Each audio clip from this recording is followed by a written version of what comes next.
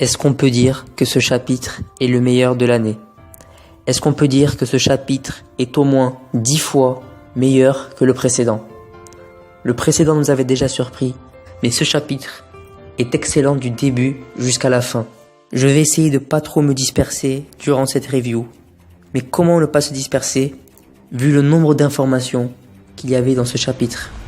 On commence avec une conversation téléphonique entre Big Mom et Kaido, rien que ça. Big Mom fait savoir à Kaido qu'elle veut être la seule et l'unique à tuer Luffy, même si elle doit se déplacer jusqu'à Wano Kuni. Y a que moi qui trouve ça choquant. Big Mom appelle Kaido. Quant à Kaido, tout simplement, Kaido en a absolument rien à faire si Big Mom débarque. Il l'a clairement mis en garde. Il lui a clairement fait savoir que si Big Mom se ramenait sur Wano Kuni, il la tuerait sans hésiter. Donc déjà rien que ça montre bien que les deux empereurs, malgré leur puissance, et à mon avis s'il devait y avoir un combat entre les deux, il faudrait pas mal de jours pour les départager, mais ni l'un ni l'autre n'a peur de... C'est un truc de ouf quand même. Imaginez un instant un combat entre Kaido et Big Mom. Justement, la marine pense surtout que Big Mom l'a fait exprès. C'est-à-dire que Big Mom n'est pas du genre à communiquer comme ça, sans crypter sa conversation, et donc qu'il s'agirait peut-être d'un piège. En tout cas, le fait que la marine soit au courant maintenant que les choses vont se déplacer sur Wano Kuni et qu'il y a une grande chance qu'il y ait une grande guerre là-bas, clairement la guerre là-bas va être juste ouf. Mais la chose la plus intéressante au niveau de la marine, c'est Monkey D. Garp le héros, il a rien fait, mais rien que d'entendre le fait qu'il a plus de 40 ans, le mec a été considéré comme le héros de la marine, car il y a de grandes chances que ce soit lui qui a arrêté l'équipage, le fameux équipage des Rocks, qui fut le nom de l'équipage dont lequel Kaido et Big Mom faisaient partie. Donc déjà, rien que ça, imaginez un équipage avec Kaido et Big Mom, qui sont très certainement égales au niveau des puissances, à peu près, hein. Imaginez juste le capitaine. Qui est le capitaine de cet équipage? Qui était le capitaine de cet équipage? C'est rien que ça doit être un truc de fou. Et j'ai lu quelques trucs intéressants par rapport à cet équipage. Et certains pensent en fait que Rox, ou Lox, ça dépend dans quelle version ou sur quel site vous l'avez entendu, il y a des chances que chaque lettre peut-être représenterait un membre d'équipage. Et je sais pas si vous vous souvenez, mais beaucoup l'ont remarqué également, Shaki, la femme de Rayleigh, a déjà mentionné qu'elle avait été prise en chasse par Garp il y a plus de 40 ans. Elle a dit ça à Luffy avant l'ellipse. Il y a plus de 40 ans, pareil.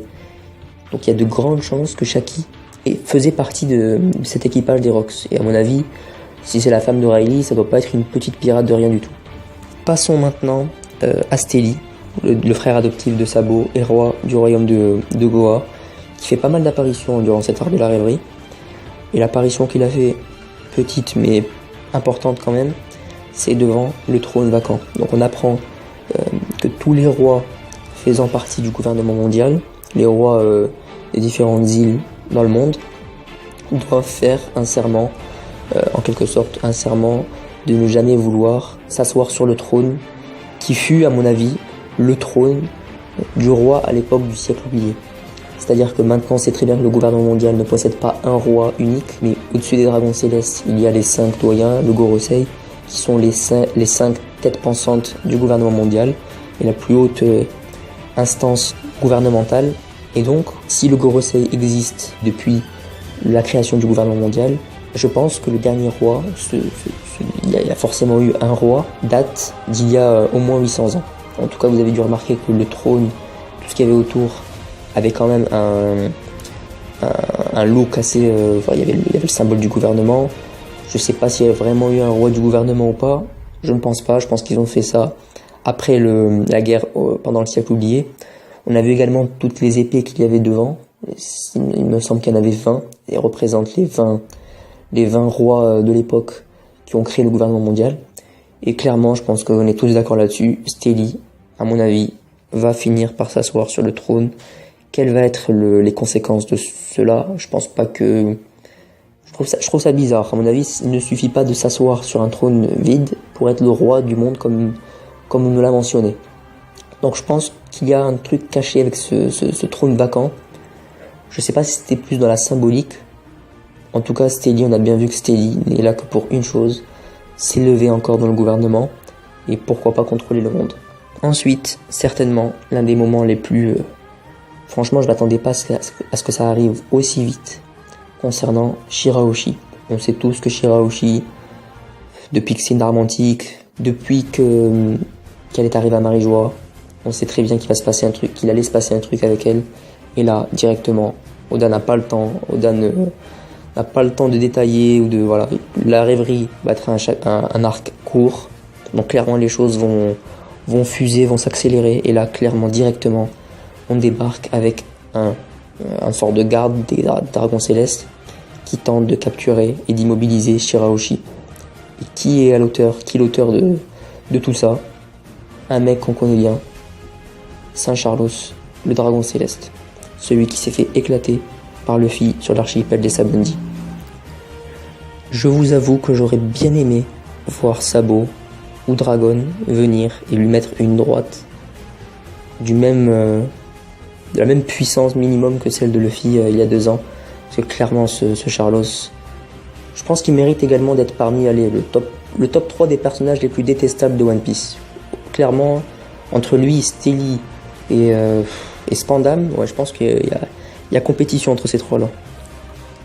Les gens autour ont eu du mal à intervenir étant donné qu'il s'agit d'un dragon céleste, d'un Tenryubito.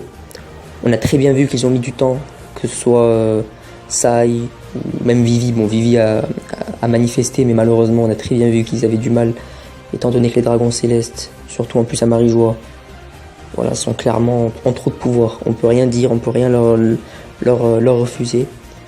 Sai et Léo ont quand même décidé d'intervenir. Malheureusement pour eux, le CP0 était là. Et le grand retour de Rob Lucci, on l'a pas vu depuis... On l'avait vu vite fait à Dressrosa.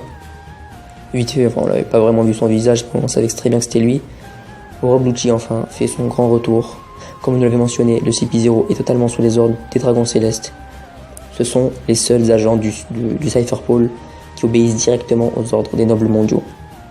On a revu également Kaku, Stussy, et il me semble qu'il y avait une ou deux autres personnes masquées, qui sont certainement des nouveaux agents. En tout cas, ça fait plaisir de revoir un ancien antagoniste de l'œuvre. Et les choses étaient très mal embarquées. Jusqu'à qu'un autre dragon céleste, clairement il pouvait y avoir que ça, un autre dragon céleste pour arrêter Saint Charlos. Et il s'agit du dragon céleste qu'on avait vu durant l'arc de l'île des hommes poissons, celui qui était arrivé blessé, enfin surtout avec son bateau détruit jusqu'à l'île des hommes poissons, qui était assez détestable quand on l'avait vu à cette époque-là. Et on apprend que ce dragon céleste a le nom de Don Quichotte, fait partie de la famille de Doflamingo. Donc déjà rien que ça, c'est un truc de ouf. Où est-ce qu'on débarque après? On débarque dans la salle du Gorosei, des 5 doyens, des 5 têtes pensantes du gouvernement mondial qui sont en train de préparer la rêverie. Comme on l'a vu, la plupart avaient de la paperasse dans les mains. Et là, on voit un mec vêtu d'une cape qui débarque dans cette salle. Clairement, à 2000%, je pensais qu'il s'agissait de Dragon. Il ne pouvait s'agir que de lui, débarquer pendant la rêverie chez le Gorosei. Et de qui il s'agit? Il s'agit de Shanks. Shanks, qu'est-ce que tu fous là, Shanks? Clairement, quand Shanks est apparu, je sais pas pourquoi j'ai eu ce sentiment, mais j'ai l'impression d'avoir été trahi par un mec, par un ami que je connais depuis super longtemps. Je sais pas si ça vous a fait ce même effet-là. Je ne suis pas partisan de la théorie Shanks Mastermind, clairement j'y crois pas.